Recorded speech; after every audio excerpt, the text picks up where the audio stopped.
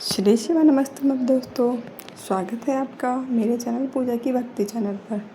तो मैं आपके सामने लाई हूँ 17 अप्रैल यानी कि अमावस्या के प्रदोष काल यानी शाम के समय को उपाय बहुत ही सरल है और उपाय बहुत ही फलकारी है। अगर आप इस उपाय को करते हैं आपको सारी मनोकामना की पूर्ति होगी। तो चलिए उपाय को शुरू करते हैं। यह उपाय मैं महाराज जी द्वारा बताए गए वीडियो से आपको अब वीडियो के माध्यम से आपको बताऊंगी। तो चलिए वीडियो को शुरू करते हैं। आपका धन, आपका प्लाट, आपका दुकान, आपका पैसा यदि किसी ने कब्जा कर लिया और छोड़ नहीं रहा, प्रत्येक अमावस्या के दिन पीपल के वृक्ष के नीचे जाकर 2 दीप लगाइए घी के।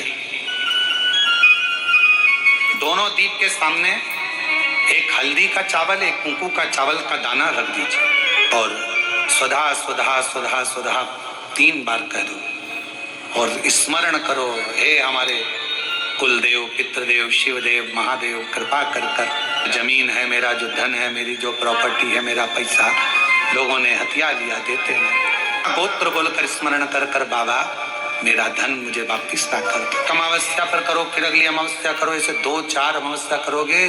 जिसने ले रखा है वो खुद सोचेगा कि मुझे क्या हुआ, कि मुझे देना है, उसका पैसा चुकाना है, धन रखेगा नहीं। अगर किसी व्यक्ति के जीवन में खो गया, कर्जे में डूब गया, कर्जा बहुत हो गया, पैसा चले गया, गाड़ी चली गई, मकान चले गया, सब गिरवे रखा गया, सब कुछ समाप्त हो गया, उसको प्रत्येक प्रदोष को, प्रत्येक अमावस्या को घी का दीप किसी भी पेड़ के नीचे, ये 5 वृक्ष बताए हैं पितृभाव के, उन 5 वृक्ष में से कहीं पर भी बड़, पीपल, आंवला, शमी, बेलपत्र आदि 5 वृक्ष में से किसी भी वृक्ष के नीचे प्रज्वलित करे और काम ना करे, उसका कर्जा चूकता ही है, चूकता। आपको कोई ब्राह्मण देवता ने कहा कि आपके यहाँ पितृदोष है, तो आपको घबराना नहीं है कि महाराज जी मुझे क्या करना पड़ेगा। पितृदोष है, एक चावल का दाना घर में से लीजिए, हथेली पर रखिए, पानी का जो मटका होता है, हंडा होता है, पानी का जो मटका है, हंडा है, जहाँ पर रसोई घर में तुम पानी रखते हो, उस हंडे के पास में, मटके के पास में उस चावल के दाने को लेकर जाइए, अपने पितरों का स्मरण कर स्वधा स्वधा स्वधा स्वधा स्वधा 5 बार बोलकर शंकर भगवान के शिवलिंग पर, तुम्हारे घर में शिवलिंग हो तो घर में, और अगर मंदिर में शिवलिंग हो तो मंदिर में, उस चावल के दाने को चढ़ा दीजिए। कैसा भी पितृदोष होगा समाप्त होगा।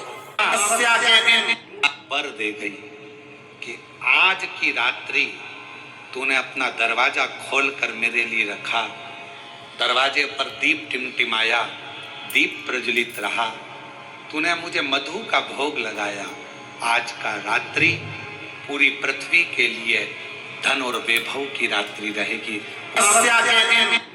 व्यक्ति जो भगवान शंकर को बेलपत्र जब समर्पित करता है और बीच की पत्ती पर चंदन लगाकर, मध्यस्थ जोड़कर शहद लगाकर शिव को जब समर्पित करता है, तो उसका भाग्य कितना भी विपरीत चल रहा हो, उसकी किस्मत की रेखा कितनी भी विरोधी, कितनी भी विपरीत चल रही हो, वो अपने आप से लुट जाती है, अपने आप से। पहला चंदन बाबा के शिवलिंग पर, दूसरा गणेश जी पर चंदन की उंगली, तीसरा षडानंद कार्तिकेय पर चंदन की उंगली, चौथा अशोक सुंदरी पर चंदन की उंगली, 5वां जलाधारी पर चंदन की उंगली, छठा जो शिवलिंग का जल बह रहा है इसके ठीक विपरीत की ओर चंदन की उंगली, और 7वां चंदन नंदी के मस्तक के ऊपर जो 2 सींग लगे रहते हैं उस पर चंदन की उंगली।